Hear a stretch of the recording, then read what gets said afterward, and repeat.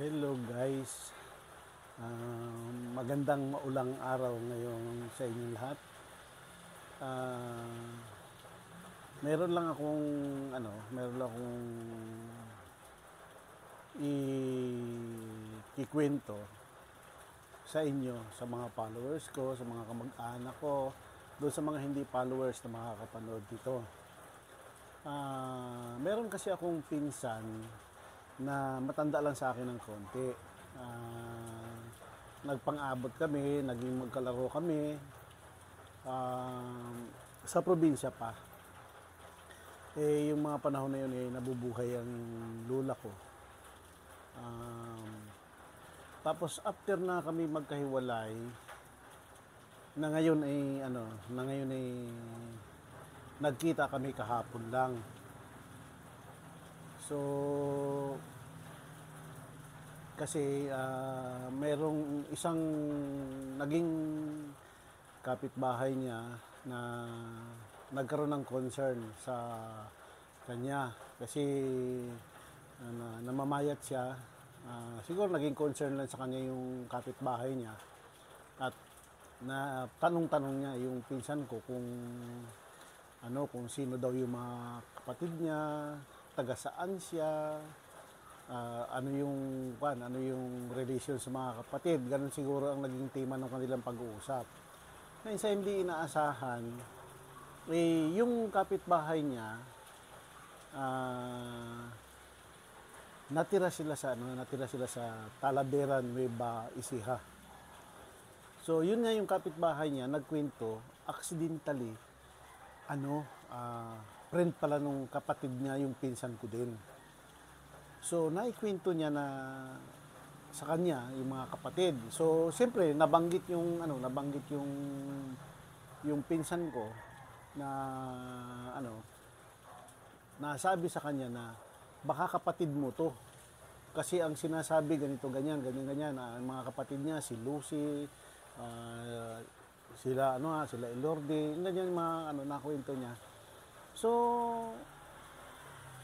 itong taong ito, yung pinsan ko na ito, matagal na naming hinahanap. Kasi hindi namin malaman kung buhay pa ba siya o patay na.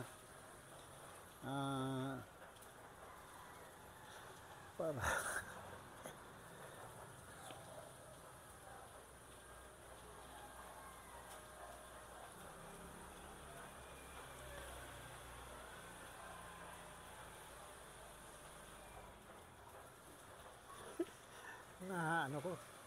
naiiyak ako sa kwento.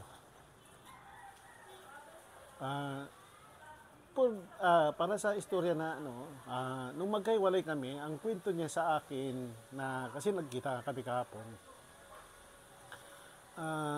Nung mawala siya sa probinsya, doon sa amin, sa bahay namin, sumama daw siya doon sa kamag-anak ng nanay niya na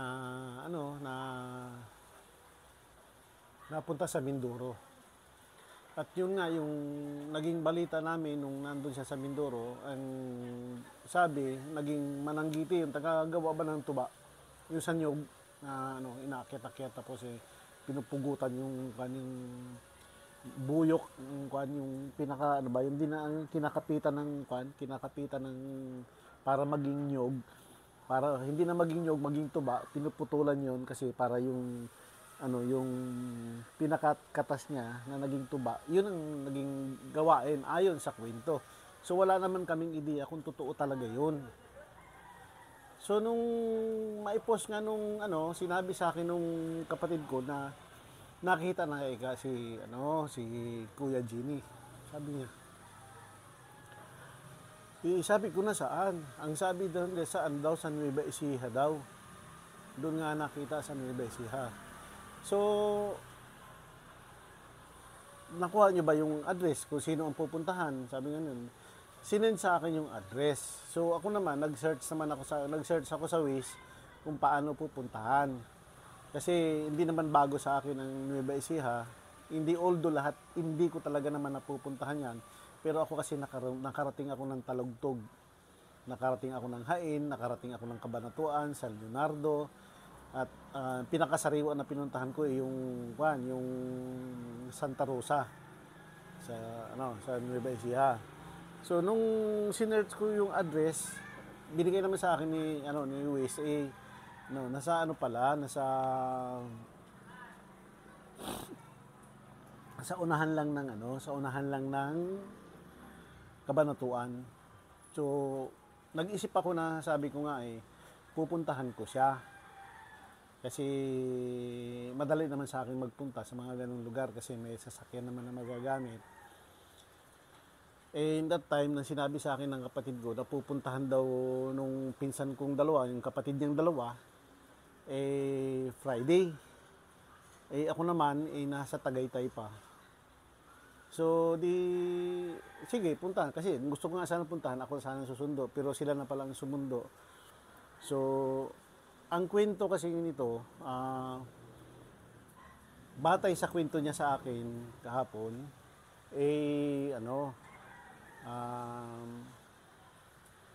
from Mindoro, tama yung sinabi na sa Mindoro, from Mindoro, nagpunta siya dito sa Turo, sa Bukawi, Bulacan, nagbakasakali, lakas ng loob, na pumasok siya sa isang rice mill, yung Dikuno. Kaya nga sabi ko sa kanya, sabi ko, pumasok din naman ako ng rice mill, San Ildefonso, Bulacan, Dikuno din, sabi ko nga sa kanya. So sabi niya, baka sakali, para mabuhay ba, magkaroon ng hanap buhay. So doon siya, pumasok siya. Ngayon, sa tagal ng pagtatrabaho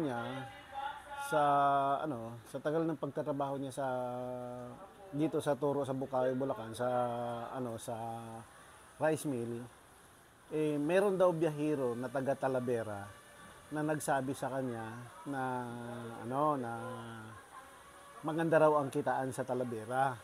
Kaya nainganyo siya sumama doon sa biyahero na yon. So sa madalit salita, sumama siya papunta sa Nueva Ecija. Nung nasa Nueva Ecija siya nagtrabaho, maganda naman daw ang kitaan nung una. Hindi naman daw sa kanya yung nagsabi sa kanya na magandang kitaan, at maganda nga daw ang kitaan doon sa Nueva Ecija.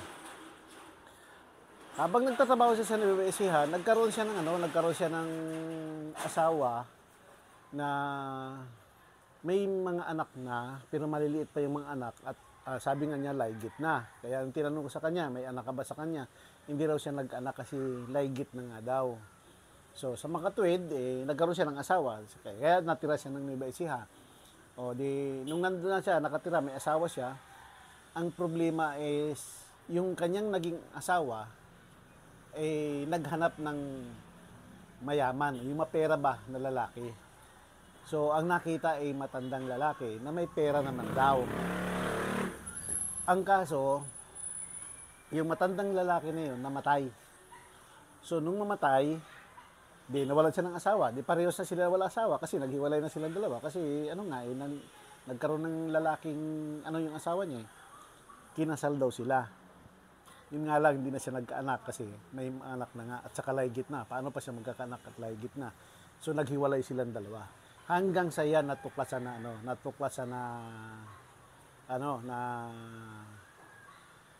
nandun siya sa Nueva Ecija. So kami matagal na namin hinahanap siya. Pag kami nag-uusap-usap na magpipinsan, ang lagi naming pinag-uusapan siya, buhay pa kaya siya o kasi wala na kaming balita. So ang nangyari, yun na nga naibanggit. Kaya yung dalawang magkapatid sumirit kaagad papunta sa Nueva Ecija para alamin kung totoo. So nabitbit nila pabalik. Nandito ngayon sa Metro Manila, nadala sa Metro Manila ngayon. So ako naman kahapon sumirit din ako para makita ko kasi alam ko matatandaan niya ako kasi halos kaunti lang ang tinanda sa akin ito . Ang nangyari, pagdating ko doon kahapon, nakatingin siya sa akin kung sino ako. Tapos yung asawa ng pinsan ko, kilala mo ika siya? Sabi nga ganun. Nakatingala lang siya sa akin ng ganyan. Sabi ko sa kanya, kilala mo to? Sabi ko, kilala mo to? ito ba, ito. Itong, kwan ito, itong bakat ng sugat na siya ang may kagagawa nito. So sabi niya, ay, oo, sabi niya ganyan. Pinagalitan ako ni Lula dyan. Pinalo ako, totoo yun, pinalo siya ng Lula ko kasi hinihingi ko sa kanya yung gulok. Ang tama yung pagkakaabot ng gulok, inuna yung hawakan. Ang problema, kasi siguro, hindi maisip kung nagbibiro o kung naaasar, instead na paghawak ko ng ganyan ng gulok, itinulak niya yung gulok pag ganyan. So, nahiwa dito, sumirit ang dugo nito. Kaya nagalit yung Lula ko sa kanya, kaya pinagpapalo siya. Kaya doon, naalala niya, nakilala niya ako. Tapos, ang tinatanong sa akin ng ano, kasi yung kapatid niya na isa na nagpunta doon sa ano din ng pagdating niya, tapos yung kapatid ko kasi sumama pati pamangkin ko, nagdududa baka raw hindi. Sabi ko nga kahapon, ano, siya yan, sabi ko ganyan kasi ito yung palatandaan nung pinakita ko sa kanya, naalala niya kaagad na ako kasi siya ang may kagagawan nito. Tsaka pinalo siya ni Lula. Sabi oo, totoo yun. Sabi yung ganyan. Di sabi ko, wala nang duda nga siya na talaga. So, nagkita kami kahapon. Siyempre, kaunting pag-uusap lang kasi may lakad din ako kahapon. So, kahit pa paano, ini-introduce ko siya ngayon. Kasi, payat siya at napagdudahan din na, napagdudahan na may sakit. Kasi, payat na payat siya ngayon eh. Dati, nung, kabataan namin sa probinsya, maganda ang katawan niyan. Pero ngayon, unang-una, tumanda. Mas matanda siya sa akin eh. Payat, saka para bang napagdudahan siya na may tuberculosis siya. So, pina-check up. Kahapon, nandun ako, dumating yung result nung x-ray. Salamat naman sa Diyos at ang x-ray niya ay malinaw naman, liban lamang doon sa plema niya na hindi na ilalabas. So, yun yung kagandahan noon kasi binigyan lang siya ng multivitamins, wala naman siyang antibiotic. Basta ang importante yung vitamins niya, dapat matuloy-tuloy para malusaw yung kanyang plema. Kaya sabi ko nga, meron siyang niresitang doktor na carbocysteine. Sabi ko, okay yan. Sabi ko na yan. Tapos yung multivitamins. Sabi ko, okay yan. Good yan. Kaya, siya ngayon nandito na. Makikita niyo na. Sige,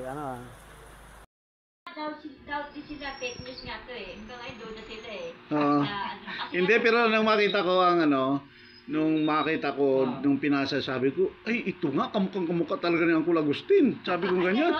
Oo. Pero iba duda pa rin, kaya puro tanong eh. Si kapatid ko medyo duda pa rin kasi at kaya tinanong siya. Hindi. Si Agustin at saka siya, magkaparehas. Ikaw kasi naabutan mo eh. Sila mga maliliit nila. Kaya parang iba, hinene. Siyempre baby pa yan. Hello guys, nandito ako ngayon sa Batasan Hills. So kung saan sinadya ko talaga magpunta dito kasi nung nakaraang araw naipid sa akin na nakita na raw itong pinsan ko na kung saan nasa 50 years na 50 years na nawala at hinahanap namin noon, wala na kaming balita at ang duda nga namin patay na to. Nagulat ako nung nakaraang araw kasi gala-gala nga din ako na pinasahan ako na nakita na raw siya at nandun nga raw sa Nueva Ecija. Ngayon, sinerch ko kasi binigyan ako ng address, sinerch ko ngayon, nag-ano ako ng Waze. Kasi kung hindi nila pupuntahan, ako sana ang pupunta. Ang kaso nung Friday, nasa Tagaytay ako.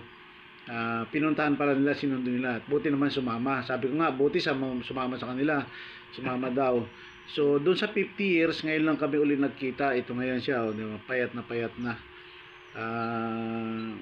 Nakapag-asawa daw siya, tapos iniwanan din siya nung asawa niya kasi yung asawa niya naghahangad ng mapera. Tapos nung mamatay yung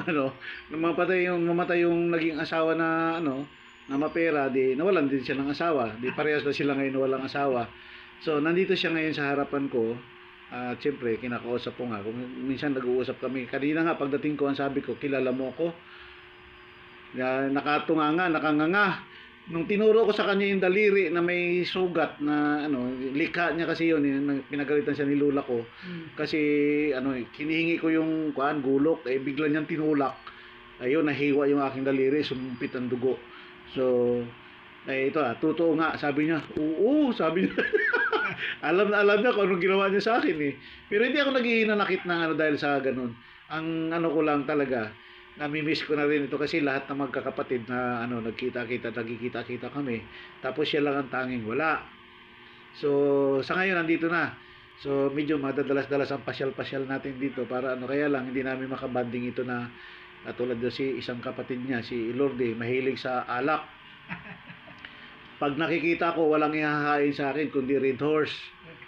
So, ito hindi kasi medyo may karamdaman. Siyempre kailangan ayusin muna yung kanyang kalusugan para mabalik sa dati at lumakas-lakas.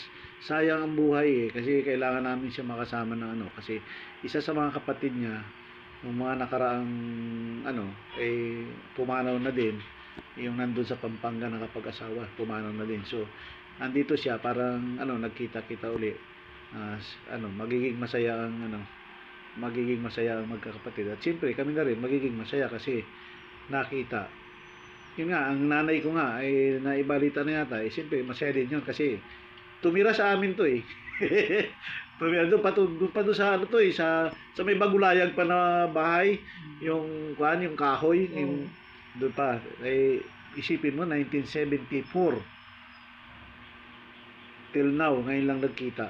So, yun lang guys. Follow and share. So, yun guys. Yun yung kalagayan niya ngayon. Sana mapabilis yung improvement ng katawan niya para kahit pa paano hindi na siya inaalala ng kapatid. Siyempre kami din naman nag-aalala rin naman talaga. At plano ko nga bago mag-birthday yung nanay ko, uuwi kami ng probinsya para magsama-sama doon sa probinsya. Yung gusto lang sumama para na rin makita siya ng nanay ko kasi talagang doon sa amin yung tumira. Kaya yun ang plano ko, this coming birthday ng nanay ko, uuwi kami magpipinsan, sama siya para walang duda na siya talaga yun. siya talaga yung aming nakaharap ngayon. So yun guys, thank you for watching. Follow and share.